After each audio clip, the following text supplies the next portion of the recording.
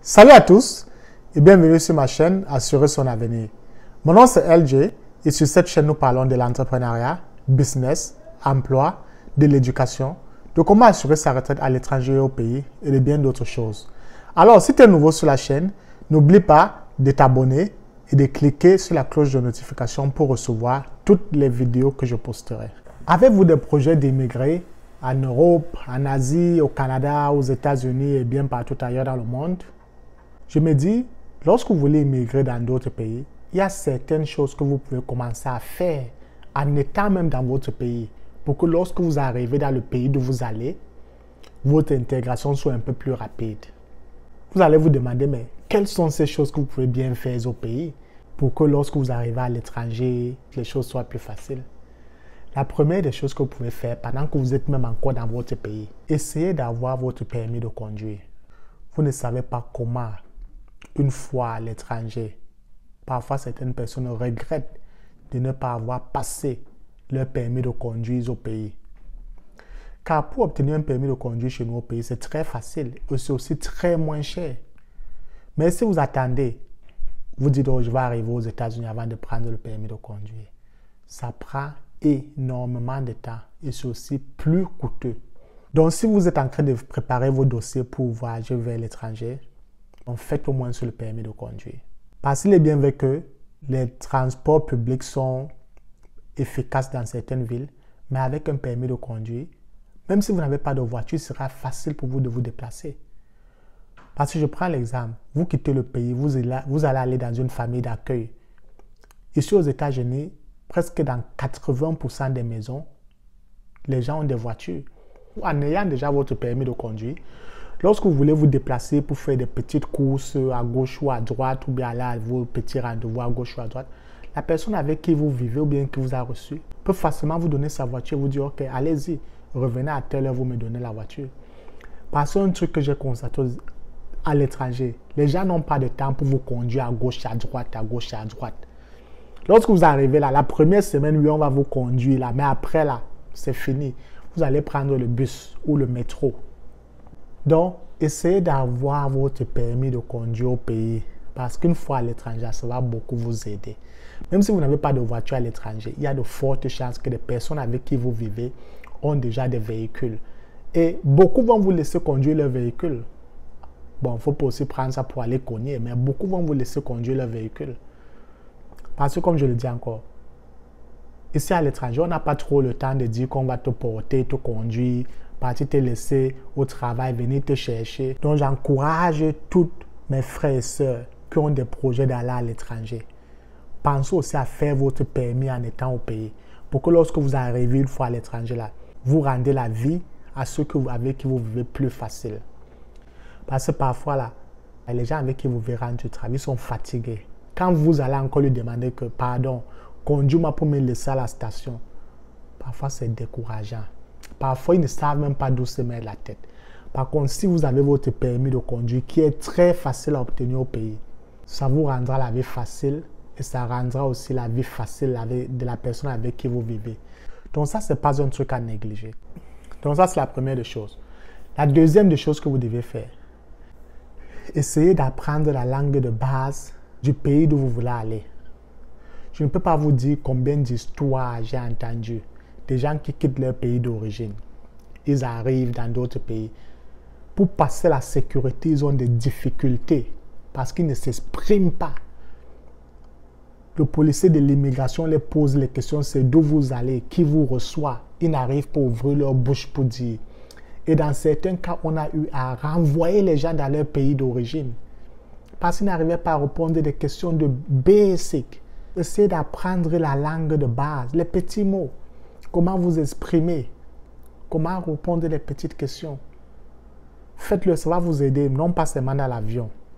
Mais un autre endroit aussi d'où ça va vous aider, c'est une fois lorsque vous allez commencer à sortir de la maison, ce sera facile pour vous d'aller au store, d'aller dans un magasin, faire vos achats facilement.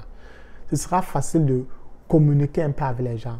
Car comme je l'ai dit, j'ai fait une vidéo dans laquelle je parle de comment apprendre l'anglais facilement en 12 mois, vous pouvez la regarder. Le principe de cette vidéo-là s'applique à presque toute nouvelle langue que vous voulez apprendre.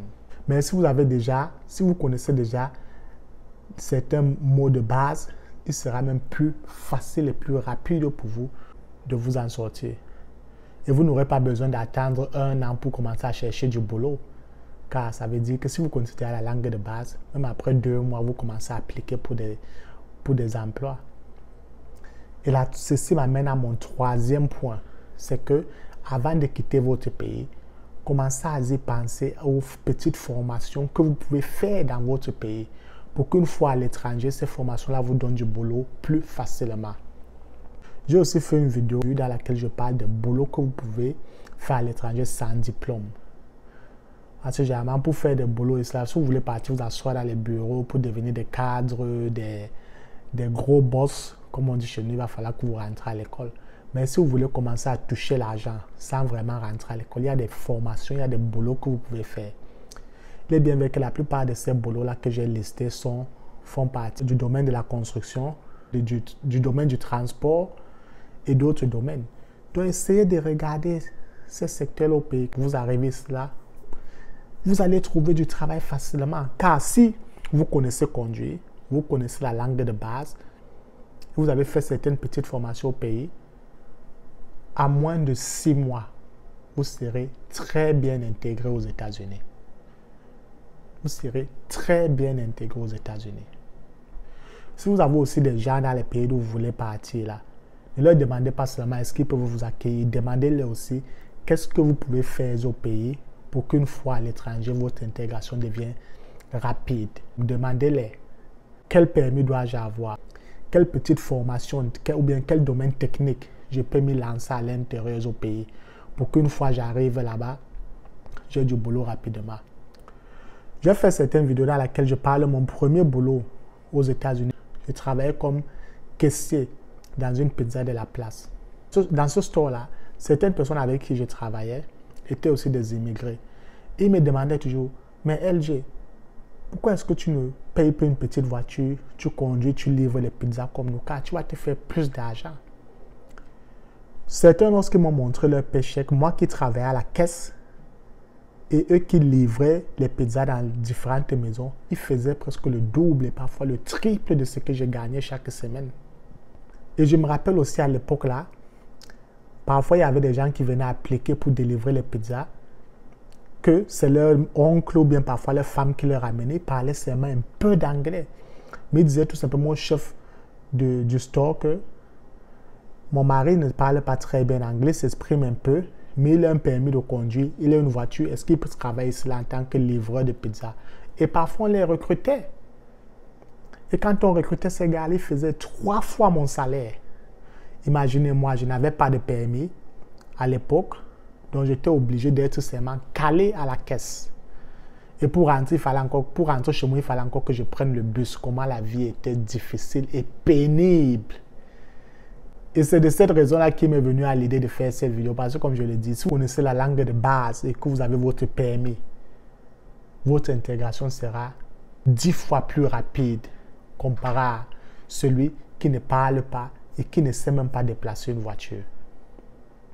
En passant, je donne un big shout-out à Alex qui se retrouve dans l'État de l'Illinois, à Maria Chaco, à Daniel Pau, parce que c'est que chaque fois que Daniel regarde mes vidéos, il dit toujours « Another one ». J'ai encore aimé la vidéo. Merci les gars de supporter la chaîne. Aussi un big shout-out à Coco depuis Iowa. Et je dis aussi merci à toute personne qui continue à regarder la chaîne, qui continue à distribuer mes vidéos et qui continue à aimer mes vidéos. Merci une fois de plus de me supporter. Merci une fois de plus de supporter la chaîne. Si vous vivez à l'étranger, dites-moi dans la section commentaires ce que vous aurez aimé, voulu savoir avant votre arrivée à l'étranger. Et une fois de plus, essayons d'éduquer nos frères du pays et qui vivent à la diaspora pour qu'on les aide à avoir une vie facile et réussie une fois qu'ils arrivent à l'Occident. Merci une fois de plus. N'oubliez pas de partager la vidéo avec tous vos amis. On se retrouve à la prochaine.